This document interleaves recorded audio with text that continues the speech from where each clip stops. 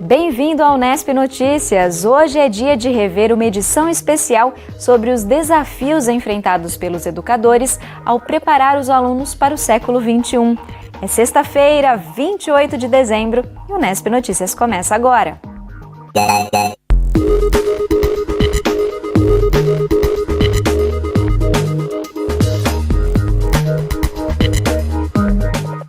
Nesta edição especial, nós contamos com a presença da vice-diretora da Faculdade de Ciências aqui do campus da Unesp em Bauru, a professora Vera Capellini.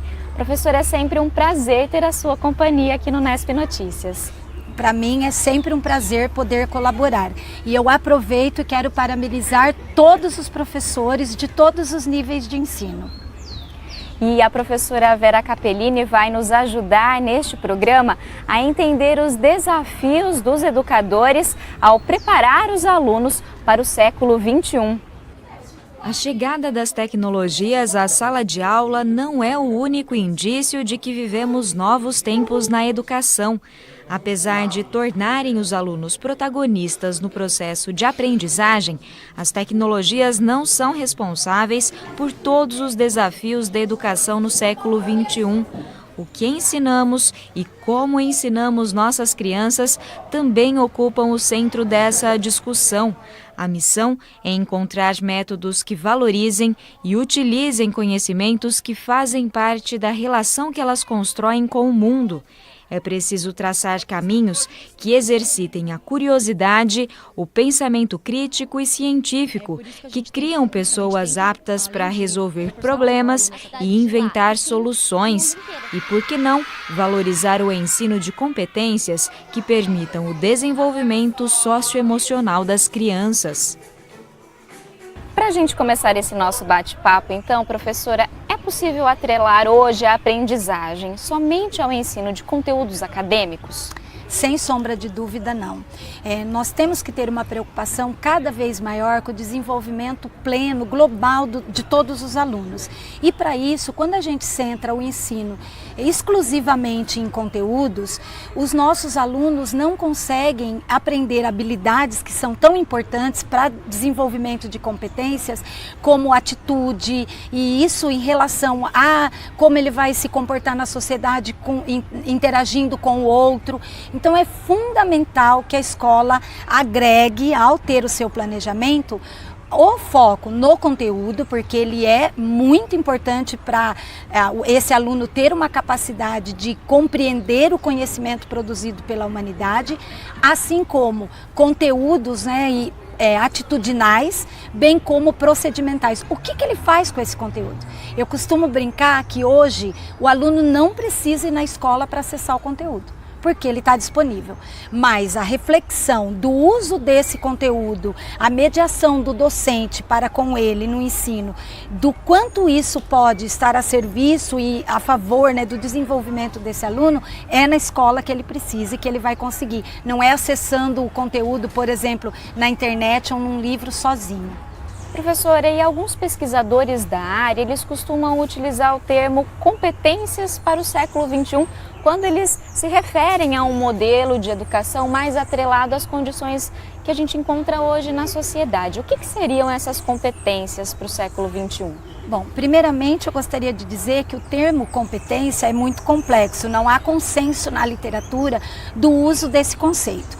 Mas enquanto professora, eu penso que é muito importante que tanto na formação inicial quanto continuada, os professores tenham claro que todo aluno precisa desenvolver basicamente 3 eixos que englobam as diferentes competências. Ou seja, um primeiro eixo de competências cognitivas. Esse aluno precisa conhecer as 4 operações, toda a questão da natureza, toda a questão do conhecimento das artes, o conhecimento da geografia, da comunicação. Então, é uma área que ele vai ter competências cognitivas, muito voltadas para o acadêmico, para ele conseguir de fato se desenvolver, interagir na sociedade. Um outro bloco, eu diria que são habilidades que vão formar uma competência no eixo de competências interpessoal. Ou seja, esse indivíduo ele vai precisar se relacionar com o outro. O ser humano, ele não existe sozinho, ele só existe na interação com o outro. E isso precisa ser trabalhado, como, por exemplo, cooperação, solidariedade, tolerância com as diferenças. Então, esse rol de habilidades estariam formando um eixo de competências interpessoal. E o outro, intrapessoal, que seriam competências que esse indivíduo precisa desenvolver, não tanto no caráter do coletivo, mas do indivíduo, que estão muito relacionados com ética, com a postura, com valores que ele vai ter que se apresentar, portanto ele precisa aprender, ele não nasce sabendo, não é natural, não brota essa competência nele, então precisa ser trabalhado para ele se portar como indivíduo, né? Então o peixe nasce peixinho e sai nadando, o humano não nasce humano, ele só se torna humano se ele tiver oportunidade. Bom, e nós vamos continuar esse bate-papo no próximo bloco, não saia daí, fique com a gente. Estamos de volta e quando falamos em educar para o século XXI, olhar para as crianças é fundamental. Estimular a refletir, a racionalizar e a interpretar é um trabalho que deve começar desde cedo. Nós vamos rever agora como duas professoras da Rede Municipal de Ensino em Bauru usam diferentes recursos e a criatividade em sala de aula para aplicar estratégias no ensino da matemática. A regra desse jogo é simples. Os jogadores mirins têm que tentar pegar exatamente 5 tampinhas do pote. Só ganha a rodada quem acertar na mosca. Conta pra gente. 1, 2, 3, 4, 5. Nessa outra atividade, a professora Tamara mostra um desenho e os alunos precisam imitar a forma das figuras geométricas. Olha aí, tá quase. Ai, parou. Uma cama de gato gigante também é formada pelos alunos e o desafio é passar por cima ou por baixo sem cair. Continuem com o elástico na mesma altura. Pode até não parecer, mas essas brincadeiras são estratégias criadas pela Tamara para tratar conteúdos escolares com alunos de 4 e 5 anos da Escola Infantil Maria Conceição de Lima, no Núcleo Geisel. A criança, desde que ela nasce, ela tem um contato direto com a matemática nas relações sociais que ela estabelece ao longo do dia a dia. Qual é o papel da escola, o papel do professor? É favorecer, então, o desenvolvimento dessas habilidades através de atividades práticas, de vivências cotidianas, para que a criança possa, então, se sentir inserida nesse contexto e fazer uso dessas ferramentas culturais, vamos colocar assim, né, para estar resolvendo os desafios que são apresentados na rotina de sala de aula. O ensino da matemática na educação infantil se concentra mais em noções e menos em conceitos.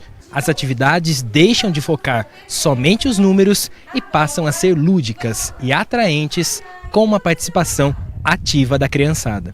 Qual que é a atividade que você mais gostou hoje aqui que você fez? Da tampinha. Por que você gosta da atividade da tampinha? Porque dá pra contar. Principalmente na educação infantil, a gente precisa ter esse cuidado de trabalhar também muito significativamente os outros eixos da área, que são tão importantes quanto os números. Então, a questão da exploração do espaço e da forma, quando a gente trabalhou a teia, né? A questão do elástico, de representar, através de outros elementos, não só o lápis e o papel, as formas geométricas, né? Então, tudo isso favorece outras aquisições dentro da área que vão muito além do número. Na sala de aula da professora Josilane, outro bom exemplo de que a matemática não precisa ser um bicho de 7 cabeças. Os alunos do primeiro ano da escola Nacilda de Campos começam o dia atualizando o calendário. Eles põem o dia da semana e o número correspondente de canudos na caixinha. Depois, régua e trena nas mãos para medir o tamanho de itens variados, como estojo, lápis e até a porta e a lousa da sala. Todos se ajudam durante a atividade. Eu procuro sempre trazer mais próximo da realidade deles. Tá? Então, assim, a realidade da criança de 6 anos é brincar, é o lúdico. Então, eu procuro trazer a ludicidade para a sala de aula, para despertar o interesse, para ter uma aprendizagem significativa. Aí eles vão brincando e aprendendo ao mesmo tempo. Esses são exemplos da chamada alfabetização matemática. conceito defendido pelo Pacto Nacional de Alfabetização na Idade Certa, do governo federal. O objetivo desse beabá matemático é ir além do ensino tradicional e dar condições aos alunos de terem uma nova visão de mundo. A Aline atua como professora formadora do Plano Nacional em Bauru e explica que a alfabetização matemática leva os estudantes a criarem estratégias próprias para resolver as situações em sala de aula. Antigamente, a formação do PNAE, muitos professores trabalhavam a resolução de problemas de uma maneira tradicional. Dava os probleminhas, os alunos eram levados a resolver então com lápis, borracha. Hoje não. O professor trabalha esses problemas, mas o aluno ele pode criar outras estratégias para resolver. Então ele pode fazer um desenho, ele pode pegar uma coleção, contar tampinhas que representem aquela situação apresentada, ele pode simplesmente explicar o seu raciocínio para o outro colega. E assim vários alunos vão percebendo as formas e estratégias que o outro tem e agregando no seu conhecimento. Como nós acabamos de ver na reportagem, as professoras elas trabalham com base na Política Nacional de Educação. Professora, qual a importância de uma ferramenta como essa na hora de desenvolver métodos de ensino mais adequados, para a realidade em que a gente vive? De modo geral, não só o Brasil, como outros países, na atualidade tem uma preocupação que as práticas pedagógicas considerem o contexto do aluno, a realidade concreta, para elaborar os seus planos de ensino. Eu penso que é uma ferramenta importante, mas que esta ferramenta ela não pode ser vista de forma estanque ou isolada. Atrelado a uma ferramenta, de uma perspectiva de uma política como o pacto, entre outras, uma proposta no âmbito do município, é muito importante se valorizar a carreira docente. Ter uma política e não ter uma valorização da carreira docente não vai permitir que o país avance na educação. Então, é uma ferramenta importante, mas não pode ser vista de maneira isolada. E no Brasil, infelizmente, a carreira docente mas passa muito longe de ser valorizada. E como que a universidade, professora, ela vem trabalhando nesse sentido? Então, a gente é muito importante na formação inicial a gente ter primeiro uma preocupação com a primeira infância, como nós vimos inclusive a matéria, as professoras trabalhando de maneira lúdica na primeira infância. O Prêmio Nobel da Economia, o James Heckman, ele, embora seja Prêmio Nobel da Economia, ele é um apaixonado pela área da educação. Ele diz que cada dólar investido na primeira infância há uma economia de 14 centavos quando esse jovem, essa criança se torna um adulto. E que os índices de criminalidade, gravidez na adolescência, violência e entre outros são muito maiores quando não se tem esse gasto. Então, ter a política como essa é importante. A universidade, e aí sobretudo a pública, porque eu estou falando aqui da Unesp como uma universidade pública, ela tem muita responsabilidade. Porque a formação do futuro professor, que estará lá na educação de base, atuando com as crianças, ela precisa considerar isso. Não dá para se ter um currículo que privilegie uma perspectiva conteudista, se esse professor depois vai para lá e precisa ter uma atuação que articule teoria e prática, conhecimento e finalidade desse conhecimento. Então a universidade ela tem papel essencial, tanto na formação dos futuros professores, nas pesquisas sobre essa temática e também na parceria com a educação básica, na formação continuada. Essa proximidade entre a educação básica e a universidade é fundamental. Nós vamos para um rápido intervalo e voltamos em instantes. Voltamos e vamos relembrar agora uma parceria do Observatório de Educação em Direitos Humanos da Unesp e a Rede Municipal de Ensino. O trabalho essencial para a formação de cidadãos conscientes dos seus direitos e os dos outros mostra que habilidades socioemocionais podem ser ensinadas e aprendidas na sala de aula. Essa turminha da Escola Municipal Estélio Loureiro está ligada na diferença entre felicidade e tristeza. Na hora de identificar o humor das figurinhas, nesse brinquedo chamado Emociômetro, a criançada manda bem. Para as crianças, externar o que elas estão sentindo, né? Conhecer as suas emoções. Assim poder, no dia a dia, saber lidar com essas emoções, criando assim bons relacionamentos com os colegas e aí com a sociedade, né?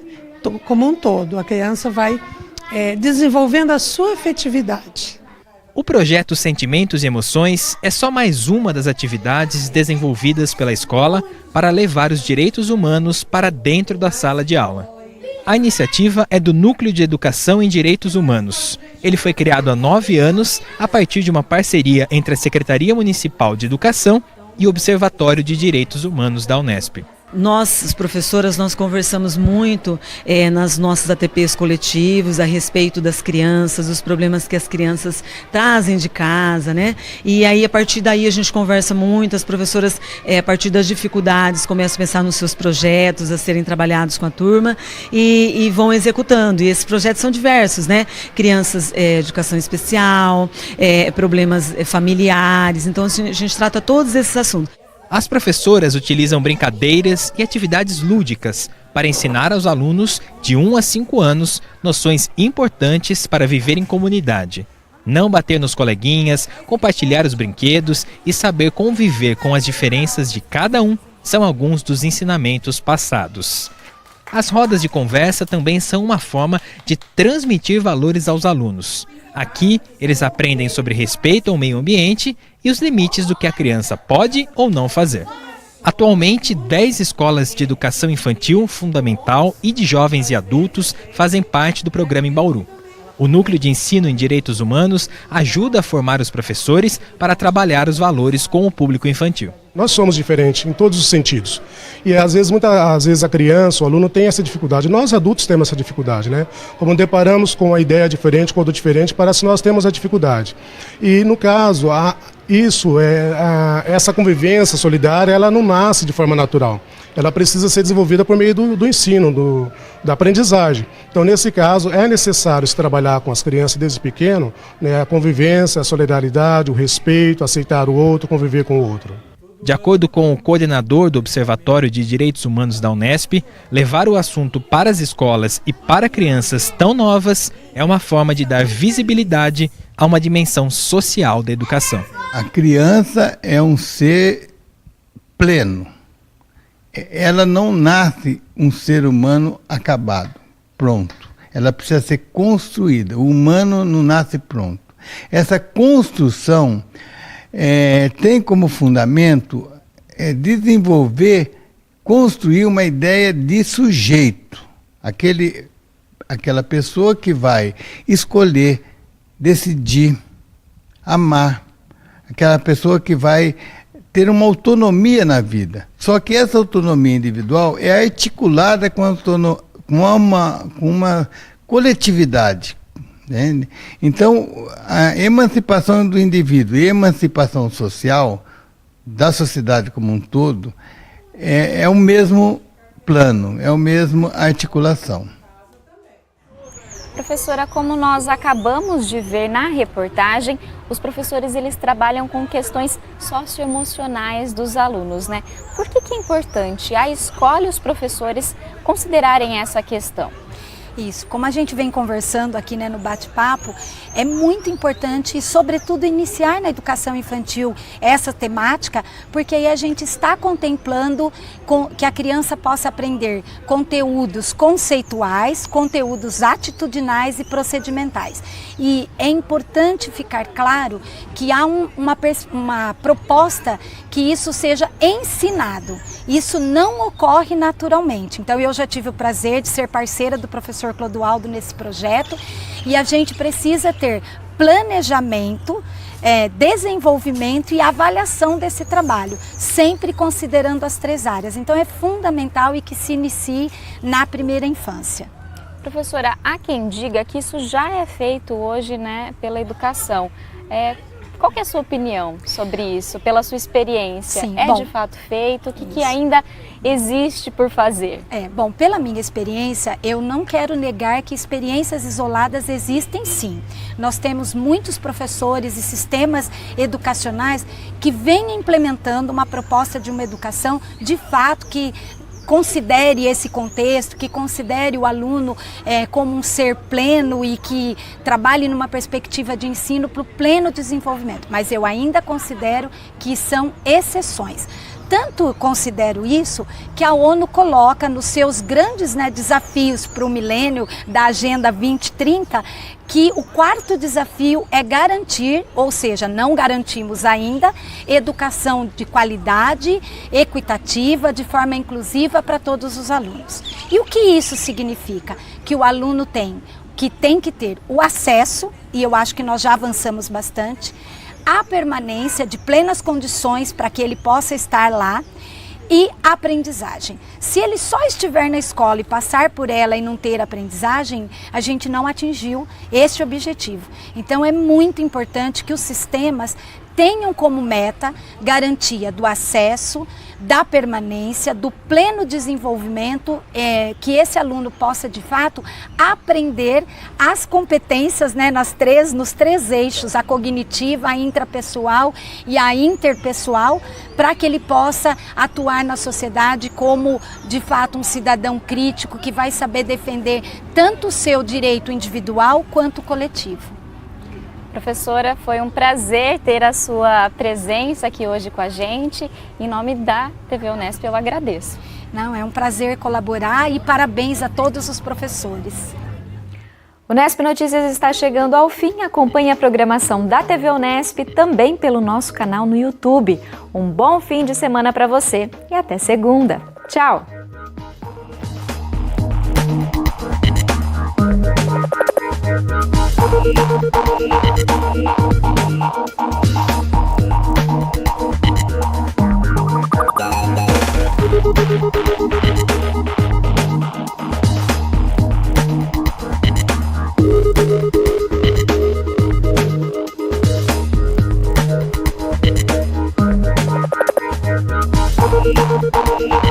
Thank you.